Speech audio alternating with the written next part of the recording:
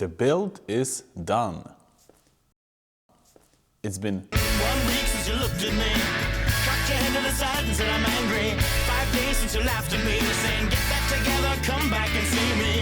3 days since the living room, I realized it's all my fault but couldn't tell you. Yesterday you'd forgiven me, but it'll still be 2 days till I say I'm sorry. Jonsbo N5 is a great NAS case. Its main features are 12 3.5-inch hot swap HDD base and size, which fits ATX and even eATX motherboards. And while being all that and more, it also manages to look like a presentable piece of furniture. Well, maybe not like this, but I'll show you the pictures when it's assembled. Since last times you've seen me, I've wrapped up some additional tasks. I upgraded BIOS and learned that my motherboard has inbuilt BIOS upgrade protection option in the settings.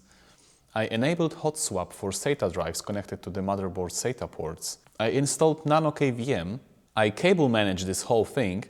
And last but not least, I discovered that I cannot boot Windows 11 installer on this motherboard, which is not really important in this build, but you know, fun fact. Finally, my HBA card arrived and I installed the LSI 9308i.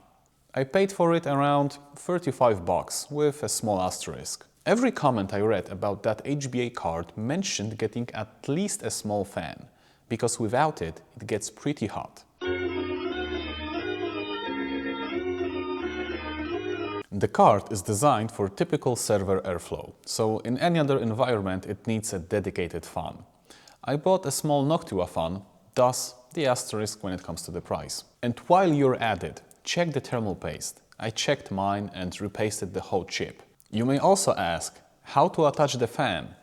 Great question. You'll need a 3D printer. Try out few ready projects that are available. But seriously, this HBA card needs additional cooling. Don't skip this. The card came with 2 extension cables that allow me to connect 8 drives in total, which is okay because it just so happens that Jonsbo is divided into 2 sections. One 4-drive backplane and one 8-drive backplane. The 4-drive one I'll connect directly to the motherboard. I can do that because even though it might seem this is SAS in the front, it's only SATA in the back. So even this card, in a way, is a bit of an overkill. What pairs really well with this case is the Nano KVM board I bought some time ago. It only uses PCIe for power, the rest it gets from cable connections. As for its KVM capabilities, it has some lacking features which kinda baffle me, like I couldn't find an option for static IP assignment, but hey, at least updates are still coming. I've heard a lot of praise about this case being easy to cable manage.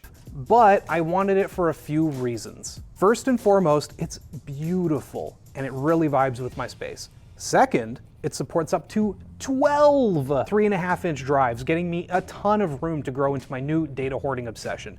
And third, cable management is gonna be a breeze. And while true, here's what you don't typically hear paired with that sentence. It is easy to cable manage if you have the proper stuff. I bought additional SATA braid cable, tape ducted the SAS card one so they don't stick out and look nice, and switched out PSU for modular cabled one. So while I could connect everything and be done with it, I was telling myself that this has to look somewhat nice for YouTube. You'll be the judge of that. For me, those are acceptable levels of mess. Now, this is a pretty big case and it comes with 3 fans, 2 for the drives area on the bottom and 1 for the upper layer. I will test it out properly for next time when I install all the drives, because I also want to check out some additional monitoring things. And while we are on that subject, I've decided to give Open Media Vault a go. It is Debian based and has inbuilt solutions for drive smart monitoring. I know I could do everything via CLI, cron and scripts, etc. But having those things prepared for you in a nice web UI package is a nice bonus and a time saver. Updates on this are kinda slow, but they are coming.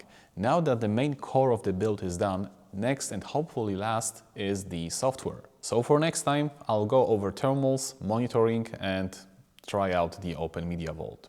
For now, that's all. See ya!